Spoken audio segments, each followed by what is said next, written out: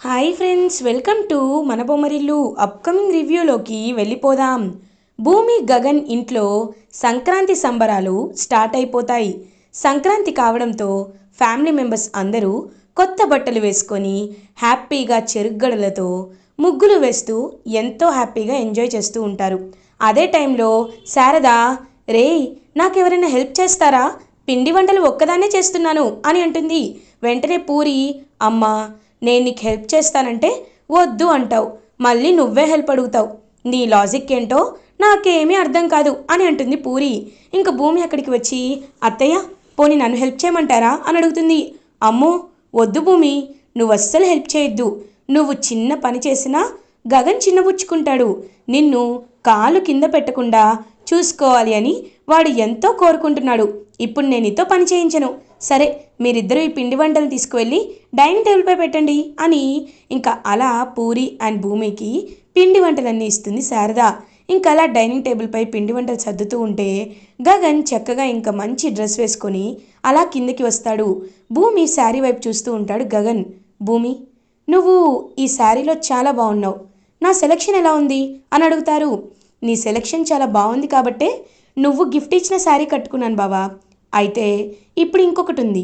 నువ్వు నాకెలా గిఫ్ట్ ఇచ్చావో నేను కూడా నీకొక గిఫ్ట్ తీసుకొచ్చాను అని ఇంకా భూమి ఒక డ్రెస్ని చూపిస్తుంది గగన్కి. ఈ కలర్ అంటే నాకు చాలా ఇష్టం అని చూసేసరికి అక్కడ కుర్తా అండ్ పంచె ఉంటుంది. పంచెని చూసి ఒక్కసారిగా షాక్ అయిపోతాడు గగన్. ఇది పంచె కదా, నాకు కట్టుకోవడం రాదు అని అంటాడు గగన్. పర్లేదు, నేను నేర్పిస్తాను, నువ్వు ఈ డ్రెస్లో ఇంకా బాగుంటావని భూమిని గగన్కి దగ్గరుండి పంచకట్టి ఇంకలా డ్రెస్తో రెడీ చేస్తుంది. ఇప్పుడు చూసావా, నువ్వు చూడ్డానికి అచ్చం తెలుగింటి అబ్బాయిలా ఉన్నావు అని హ్యాపీగా ఫీల్ అవుతుంది భూమి. ఇంకలా గగన్ భూమి ఇద్దరు నడుచుకుంటూ కిందకి వస్తుంటే శారద రెండు కళ్ళతో ఎంతో హ్యాపీగా ఫీల్ అవుతుంది.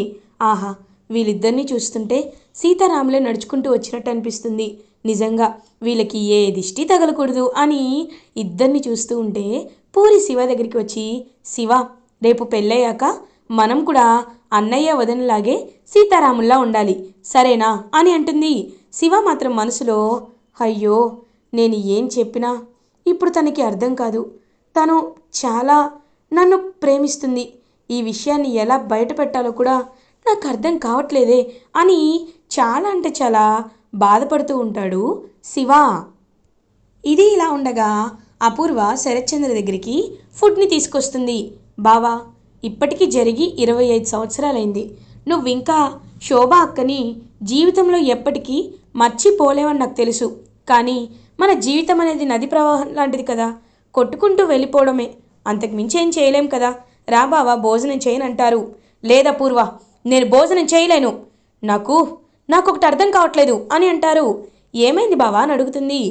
నా శోభ నాకు కనిపించి తను చనిపోవడానికి కారణం నువ్వే అని చెప్తుంది అని అంటారు.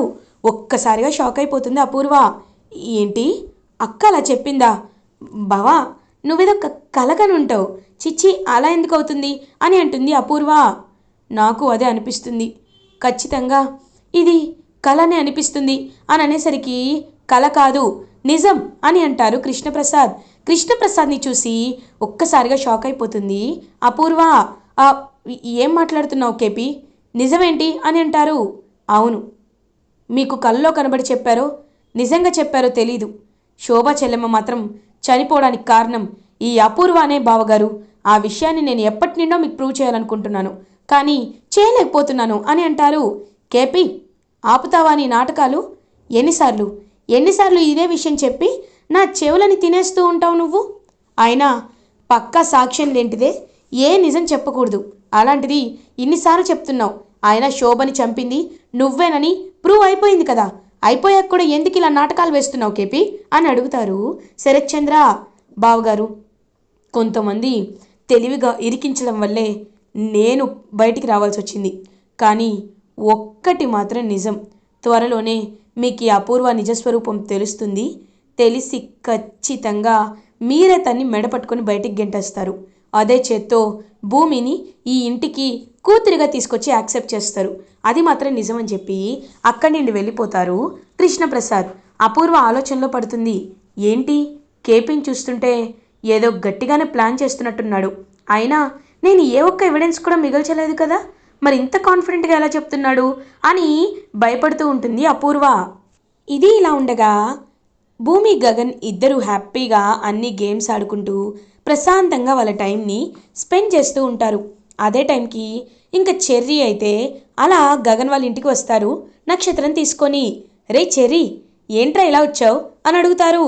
అవునన్నయ్య, అయినా నక్షి డార్లింగ్ని తీసుకొని రావాలనుకున్నాను కానీ కుదరలేదు, ఎందుకంటే ఇప్పుడు నేను దెయ్యం గెటప్లో ఉన్నాను కదా అని అంటాడు. రేయ్, ఎందుకురా ఇలాంటి ఆటలన్నీ, నిజం చెప్పొచ్చు కదా అని అంటారు గగన్. అన్నయ్య, తను భూమిని ఎంత బాధ పెట్టిందో నాకు తెలుసు, అందుకే తనకి ఖచ్చితంగా చుక్కలు చూపించాలని డిసైడ్ అయ్యాను. సరే అన్నయ్య, ముందైతే మనం అనుకున్నది చేద్దాం. ఏంటి, ఏం వంటలు చేసింది పెద్దమ్మ? ఆహా, అరిసెలు నా ఫేవరెట్ అని హ్యాపీగా కూర్చొని తింటూ ఉంటాడనమాట అలా చెర్రీ. ఇంకప్పుడే చెర్రీ అయితే శివ వైపు చూస్తూ ఉంటాడు. శివ చాలా డల్గా కనబడతాడు. ఏంటి హీరో, డల్గా ఉన్నావేంటి అని అడుగుతారు. ఏం లేదు బావా అని అంటాడు శివ. ఏయ్ దొంగ, ఏదో నిజం దాచిపెడుతున్నావు కదా, అర్థమైంది.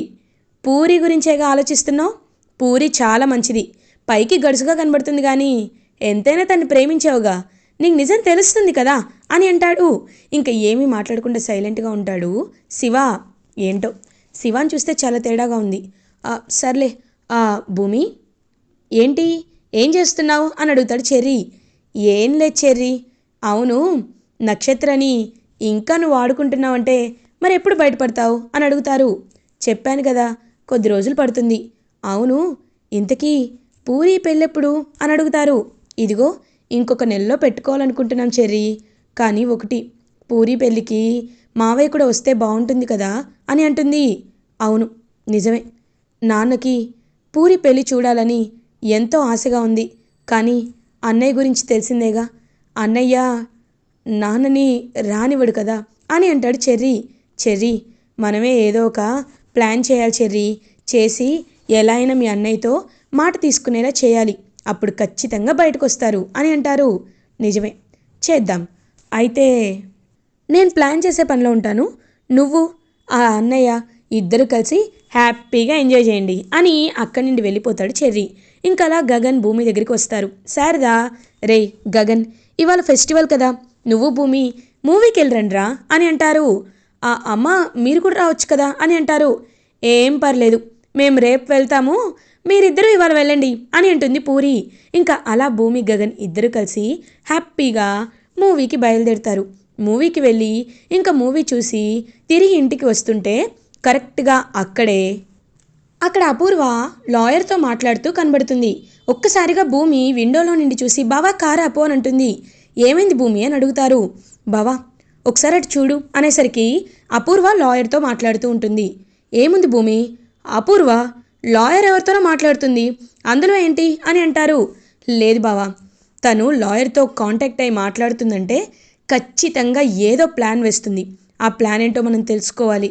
నీకు తెలుసు కదా బావా ఏం జరిగిందో, మా నాన్న నన్ను ఎంత అపార్థం చేసుకుంటున్నాడో, కాబట్టి అపార్థాలని తొలగిపోవాలన్నా, మా నాన్న నన్ను పూర్తిగా నమ్మాలి అన్నా, అపూర్వ చెడ్డది అని నిరూపించాలన్నా తన లాయర్తో ఎందుకు మాట్లాడింది అనే విషయాల్ని మనం తెలుసుకోవాలి బావా అని అంటుంది భూమి. సరే భూమి, ఆ లాయర్ ఎవరో నాకు తెలిసిన వాళ్ళే, నేను అతన్ని కాంటాక్ట్ అవుతానులే అని అంటారు.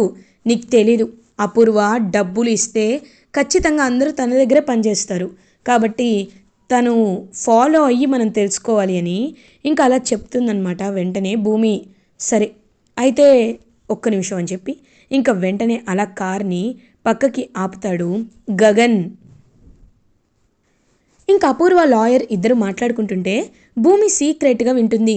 మాట్లాడుకునేసరికి, చూడండి లాయర్ గారు, ఇప్పుడు శోభాచంద్రక్క పేరు మీద ఆస్తుంది, ఆ ఆస్తికి మా బావే ఇన్ని రోజులు గార్డియన్గా ఉంటున్నారు, కాబట్టి ఇప్పుడు శోభాచంద్ర గారి కూతురు బ్రతికుంటే ఆ ఆస్తి శోభాచంద్ర కూతురికి వెళ్తుందా, లేకపోతే ఇన్ని రోజులు గార్డియన్గా ఉంటున్నా మా బావకి వస్తుందా అని అడుగుతుంది.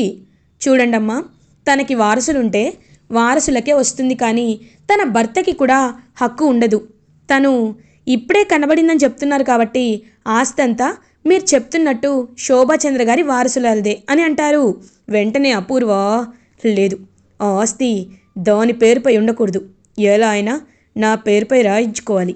ఈ విషయంలో బావే దానిపై కేసు వేయాలి. అప్పుడు అప్పుడు దానికి తిక్క కుదురుతుంది.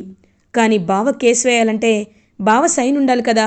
ఈ విల్ని బావకి చూపించకుండా పిటిషన్ వేయిస్తాను. అప్పుడు బావకి తెలియకుండానే కేసు వేసినట్టు అవుతుంది. మా ఆస్తికి అసలైన వారసురాలు భూమి అని ప్రకటించకుండా తనని ఖచ్చితంగా పిచ్చిదాన్ని చేసి ఆస్తిని నా పేరు మీదకి రాయించుకుంటాను అని అపూర్వ ఒక ప్లాన్ వేసుకుంటుంది. ఇంకా డాక్యుమెంట్స్ ఒక లాయర్ ఇస్తే తీసుకుంటుంది. ఆ డాక్యుమెంట్స్ చూసేసరికి ఎస్, ఇప్పుడు ఆస్తంతా నా పేరుపై ఉన్నట్టు ఈ డాక్యుమెంట్స్లో ఉంది కదా అని అంటారు. అవునమ్మా, అవే ఉన్నాయండి అని అంటారు. థ్యాంక్స్ లాయర్ గారు అని చెప్పి ఆ లాయర్కి డబ్బులు ఇచ్చేసి అక్కడి నుండి వెళ్ళిపోతుంది అపూర్వ.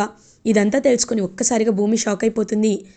బావా, ఈ విషయంలో ఎలా అయినా మనం అపూర్వని ఆపాలి బావా, లేకపోతే ఆస్తంతా అపూర్వ సొంతమవుతుంది. మా అమ్మ ఆ ఆస్తంతా సంపాదించిందే కళలకి, కళా పోషణ కోసం. అలాంటి దుష్టురాల చేతిలో ఆ ఆస్తి పడింది అంటే ఇంక మనం ఏమీ చేయలేం బావా అని అనేస్తుంది. ఏముంది, చెర్రీగాడు ఉన్నాడు కదా, చెర్రీగాడికి చెప్తే వాడే చూసుకుంటాడు అని అంటారు. ఈ విషయంలో చెర్రీ కూడా హెల్ప్ చేయలేడు బావా, ఖచ్చితంగా మావయ్యకే చెప్పాలి. ఒకసారి నీ ఫోన్ ఇవ్వు అని చెప్పి వెంటనే అలా గగన్ ఫోన్ తీసుకుంటుంది. ఇంక వెంటనే అలా కృష్ణప్రసాద్, ఇదేంటి నాకు గగన్ కాల్ చేస్తున్నాడు అని పాపం హలో గగన్ అని అంటారు. మావయ్య, నేను మావయ్య, ఒకసారి నేను చెప్పేది వినండి. ఇప్పుడు అపూర్వ అని ఒక ప్లాన్ని చెప్తుంది భూమి. ఒక్కసారిగా షాక్ అవుతారు కృష్ణప్రసాద్. సరేమ్మా, నువ్వు చెప్పినట్టే చేస్తాను అని కాల్ కట్ చేసి అపూర్వ కోసం వెయిట్ చేస్తూ ఉంటారు కృష్ణప్రసాద్. ఇదే ఇలా ఉండగా అపూర్వ ఇంటికి రీచ్ అవుతుంది. శరత్ చంద్ర ఫుల్గా డ్రింక్ చేస్తూ ఉంటాడు. అపూర్వ కొన్ని డాక్యుమెంట్స్ని శరత్ చంద్ర దగ్గరికి తీసుకువెళ్ళి, బావా, ఇవి మనం కొత్తగా కొనాలనుకున్నామే సైటు, వాటి డాక్యుమెంట్స్, వీటిపై సైన్ చేయ బావా అని ఇంకా అలా సైన్ చేయించుకోవాలనుకుంటుంది. వెంటనే అపూర్వ అప్పుడే కరెక్ట్గా ఫుల్గా డ్రింక్ చేసి డ్రౌజీనెస్లో ఉన్న శరత్ చంద్ర అయితే వాటిపై సైన్ చేసేయాలనుకుంటాడు ఆల్మోస్ట్లీ. బట్ వెంటనే కృష్ణప్రసాద్ వచ్చి అడ్డుకుంటాడు. అడ్డుకొని వెంటనే శరత్ చంద్ర మొహంపై ఫుల్గా వాటర్ కొడతాడు. ఒక్కసారిగా షాక్ అయిపోతారు. వెంటనే అపూర్వ, ఏయ్ కేపీ, ఏం చేస్తున్నావు, పిచ్చెక్కిందా అని అడుగుతుంది. పిచ్చి పట్టింది నాకు కాదు, మీకు. శరత్ చంద్ర గారు, మీరు మత్తులో ఉండి వేటిపై పడితే వాటిపై సైన్ చేసేస్తారా? ఒకసారి ఈ డాక్యుమెంట్స్ని చూసి సైన్ చేయండి అని డాక్యుమెంట్స్ని చూపిస్తాడు. ఏంటి కేపీ, ఏం మాట్లాడుతున్నావు నువ్వు అని చెప్పి ఇంకా డాక్యుమెంట్స్ని చూపించేసరికి అందులో క్లియర్గా భూమి పేరుపై ఉన్న ఆస్తంతా వచ్చే డాక్యుమెంట్ అనమాట. ఒక్కసారిగా శరత్చంద్ర షాక్ అయిపోతాడు. ఏంటపూర్వ, ఏంటిది, నాతో ఎందుకు ఇలా దొంగతనంగా సైన్ చేయించుకోవాలనుకున్నావు అని అడుగుతారు. అంటే ఇది అననేలోపు, వద్దపూర్వ, నటించద్దు, నువ్వే ఉద్దేశంతో ఇలా చేయాలనుకున్నావో, ఏం చేయాలనుకున్నావో నాకు బాగా అర్థమైపోయింది అపూర్వ. ఇంకొకసారి ఇలాంటి సాహసం చేయొద్దు. అయినా ఈ ఆస్తి అంతా శోభాచంద్రది. అలాంటప్పుడు ఈ ఆస్తి ఆ భూమికే కదా దక్కాలి. తను నా కూతురు కాదని నేను అనుకున్నాను, కానీ ఆ మహాతల్లి దేవత నా శోభాచంద్ర ఆస్తి తన కూతురైన భూమికే దక్కాలి అని ఎప్పుడో తన వీలునామాలో రాసిపెట్టింది, తన పిల్లలకే దక్కాలనింది.